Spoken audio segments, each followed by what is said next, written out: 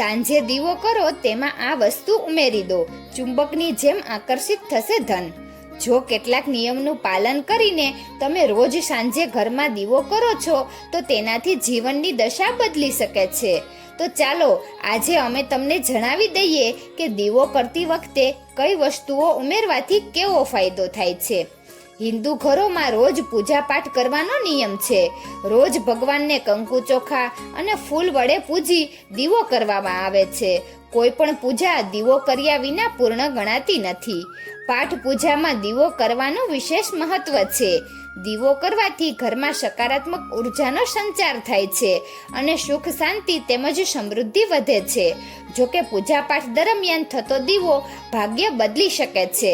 જો કેટલાક નિયમનું પાલન કરીને તમે રોજ સાંજે ઘરમાં દીવો કરો છો તો તેનાથી જીવનની દશા બદલી શકે છે. તો ચાલો આજે અમે તમને જણાવી દઈએ કે દીવો કરતી વખતે કઈ વસ્તુઓ ઉમેરવાથી કેવો ફાયદો થાય છે. નકારાત્મકતા દૂર કરવા. જો ઘરના વાતાવરણમાં નકારાત્મક ઉર્જા વધી હોય તો સાંજે દીવો કરો તો તેમાં કાળા મરી ઉમેરી દેવા.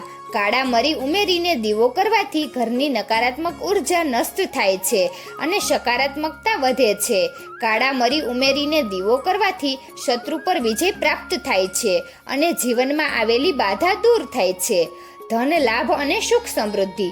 જ્યોતિષ શાસ્ત્ર અનુસાર સાંજના સમયે દીવો કરો ત્યારે તેમાં 2 લવિંગ ઉમેરી દેવાથી ઘરમાં સુખ શાંતિ અને સમૃદ્ધિ આવે છે.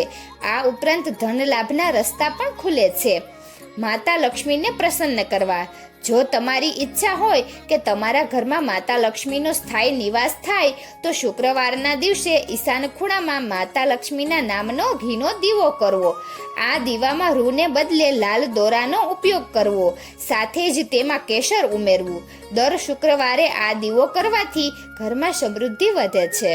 તો મિત્રો, તમને આ વિડીયો કેવો લાગ્યો જરૂરથી કમેન્ટ કરજો. જો સારો લાગ્યો હોય તો વિડીયોને લાઈક અને શેર કરજો અને અમારી ચેનલને જરૂરથી સબસ્ક્રાઈબ કરજો. વિડીયો અંત સુધી જોવા બદલ ખૂબ ખૂબ આભાર.